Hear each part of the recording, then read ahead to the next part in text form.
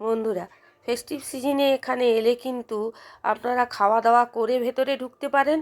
আর যদি খেতেই চান এখানকার দোকানগুলোতে বিরিয়ানি নুডলস ছাড়া আর কিছুই পাবেন না। সেই দিকটা মাথায় রেখে আপনারা খাবার দাবার অন্য কোথাও থেকে যে যার পছন্দ মতো নিয়ে এসে ভেতরে ঢুকতে পারেন। কিছুটা পথ এগিয়ে গেলাম আমরা নানা পিটুনিয়া ফুল দেখতে দেখতে।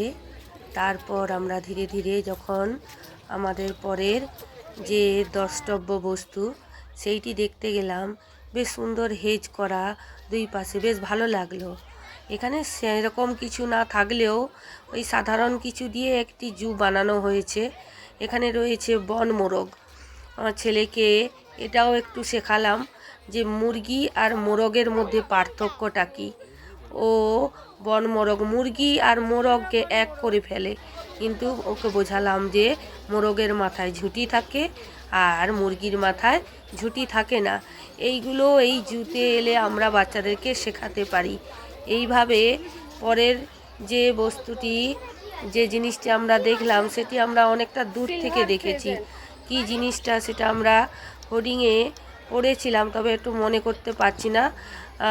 আসলে ছেলেকে ধরা বা ওই দিক ওদিক ক্যামেরা নিয়ে ফোন নিয়ে দৌড়চ্ছে, ওকে ধরার জন্য ডাকার জন্য আমরা তটস্থ হয়েছিলাম। সেই সব ফাঁকে ফাঁকে আমাদের জিনিসগুলো দেখলাম। এইখানে একটি দেখলাম, এটি আমাদের পাতকুয়ার মতো একটি কোনো পাখি আর কি। তারপরে দেখলাম আমাদের দেশীয় ময়ূর, দেখলাম যে এটাতে শিখি আছে। আমি ছেলেকে বললাম যে দেখো বাবা, এটা আমাদের দেশের আমাদের ভারতের ময়ূর।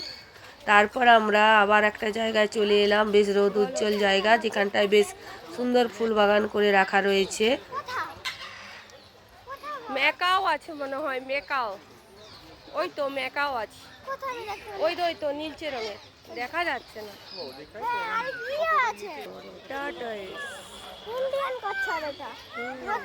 দেখেছো কতগুলো কচ্ছপ দেখতে দেখতে আজকের ভিডিওটা এইখানেই আমি সমাপ্ত করছি।